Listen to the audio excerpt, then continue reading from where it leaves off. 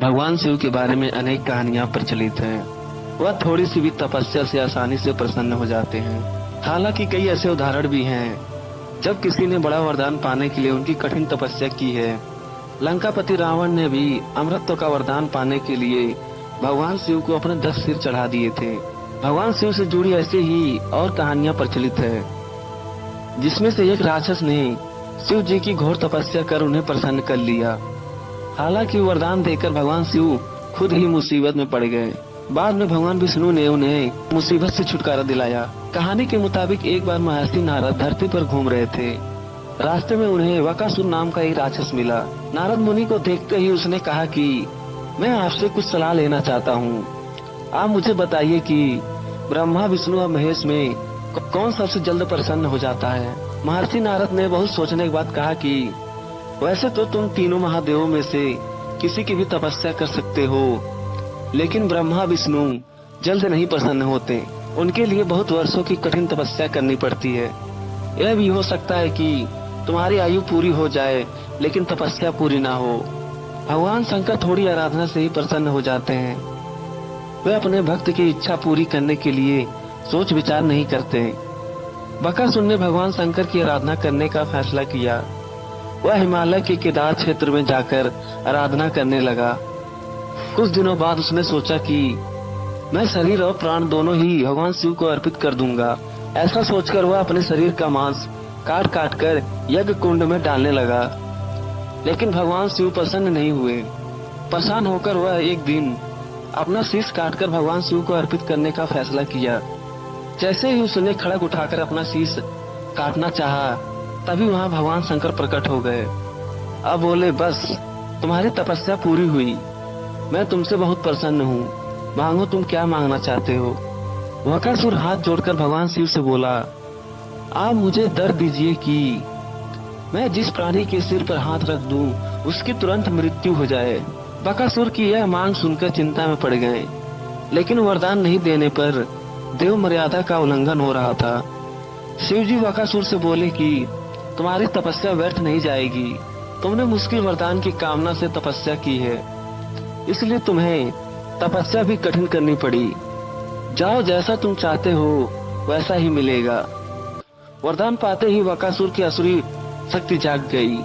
उसने कहा कि प्रभु, आपका यह वरदान सत्य है या नहीं, इसकी परीक्षा लेना चाहता हूँ। इसलिए पहले आपके सिर पर हाथ रखकर देखना चाहता हूँ कि आपका यह वरदान सत्य है कि नहीं।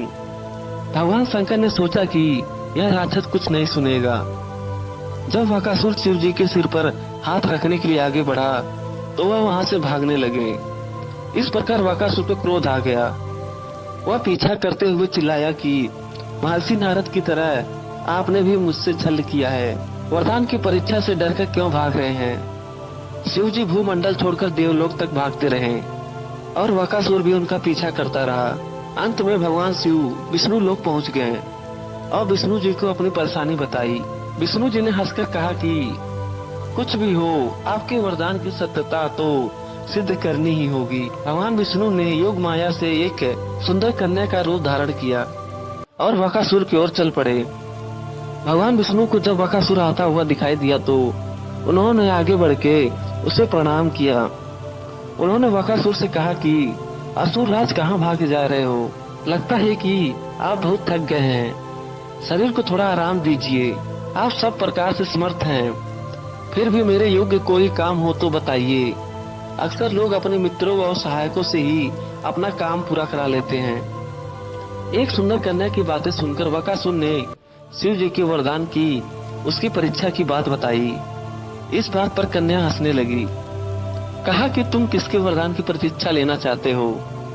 शिव जी का तो कोई अपना घर नहीं है, वह तो खुद भूत प्रेत के साथ घूमते रहते हैं, वह भला तुम्हें क्या वर देंगे। विष्णु जी ने बकासुर से कहा कि तुम्हें वरदानी होना था तो ब्रह्मा विष्णु की आराधना करना चाहिए था। शिव जी के पीछे बेकार दौड़ रहे हो।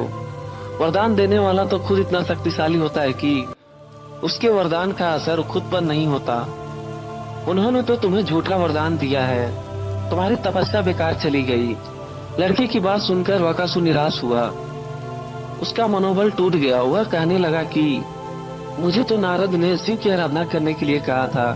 लड़की ने कहा कि तुमने नारद मुनि पर भरोसा कर लिया।